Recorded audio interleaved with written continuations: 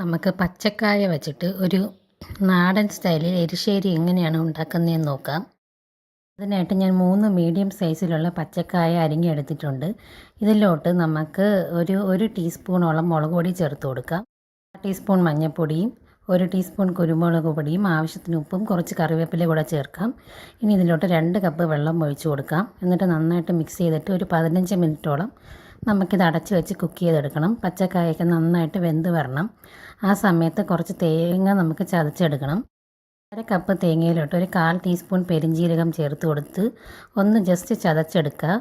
നന്നായിട്ട് അരച്ചെടുക്കാൻ പാടില്ല, ഒന്ന് ചതച്ചെടുത്താൽ മതിയാകും. ഈ സമയം കൊണ്ട് നമ്മുടെ പച്ചക്കായൊക്കെ നന്നായിട്ട് വെന്ത് വന്നിട്ടുണ്ട്. ഇനി നമുക്കിതിലോട്ട് തേങ്ങ അരച്ച കൂട്ട് ചേർത്ത് കൊടുക്കാം. ഇനി ഇതെല്ലാം കൂടി നന്നായിട്ടൊന്ന് മിക്സ് ചെയ്ത് കൊടുത്തതിന് ശേഷം ഒരല്പം വെള്ളവും കൂടെ വേണമെന്നെങ്കിൽ ചേർത്ത് കൊടുക്കാം.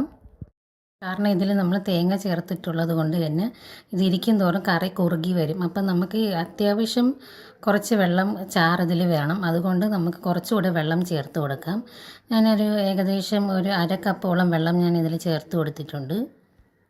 1/2 കപ്പോ 1 കപ്പോ നിങ്ങൾക്ക് ചേർക്കാം. നിങ്ങൾക്ക് വേണ്ട വെള്ളത്തിനനുസരിച്ച് ചേർത്ത് കൊടുക്കാം. അല്പം കുറുകിയ ചാറോട് കൂടിയാണ് എനിക്ക് വേണ്ടത്. ഇതൊന്ന് നന്നായിട്ട് കറിയൊക്കെ കുറുകി വരാനായിട്ട് അനുവദിക്കുക. കറിയൊക്കെ നന്നായിട്ട് കുറുകി വന്നിട്ടുണ്ട്. ഈ സമയത്ത് ഒരു പാനിലോട്ട് ഓയിൽ ചേർത്ത് കറിവേപ്പിലയും കടുകും വറ്റൽമുളകും ചേർക്കുക. എന്നിട്ട് ഒരു 2 ടേബിൾ സ്പൂൺ തേങ്ങ ഒന്ന് വഴറ്റിയെടുക്കാം. ഒരു ജസ്റ്റ് ഗോൾഡൻ ബ്രൗൺ ആവുന്നത് വരെ വഴറ്റിയാൽ മതിയാകും. ഒരുപാട് ബ്രൗൺ ആവാൻ നിൽക്കേണ്ട.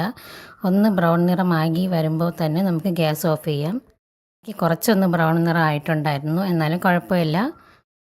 നമുക്കിത് കറിയിലോട്ട് ചേർത്ത് കൊടുത്ത് ഒന്ന് മിക്സ് ചെയ്തെടുക്കാം. ഇത് ഞാൻ കണ്ണൂർ കിച്ചൺ നോക്കിയിട്ട് ട്രൈ ചെയ്ത് നോക്കിയ ഒരു റെസിപ്പിയാണ്. ഞാൻ എപ്പോഴും കൂടുതലും അവരെ റെസിപ്പിയാണ് ട്രൈ ചെയ്ത് നോക്കുന്നത്. അതെനിക്ക് എപ്പോഴും സക്സസ്ഫുള്ളായിട്ട് വരാറുണ്ട്. അതുകൊണ്ട് തന്നെ അവരെ റെസിപ്പീസ് ട്രൈ ചെയ്ത് നോക്കാൻ എനിക്ക് ഒത്തിരി ഇഷ്ടമാണ്. അങ്ങനെ ആ ചാനൽ നോക്കിയിട്ട് ഞാൻ ട്രൈ ചെയ്തിട്ട് വളരെ സക്സസ്ഫുള്ളായിട്ട് വന്നിട്ടുള്ളൊരു റെസിപ്പിയാണ്. നിങ്ങളും ട്രൈ ചെയ്ത് നോക്കുക. നമുക്ക് ചോറിൻ്റെ കൂടെ കഴിക്കാൻ ഈ ഒരു കറി മാത്രം മതിയാകും. അത്രയ്ക്ക് ടേസ്റ്റാണ്. നിങ്ങളും ട്രൈ ചെയ്ത് ഫീഡ്ബാക്ക് അറിയിക്കുക. താങ്ക്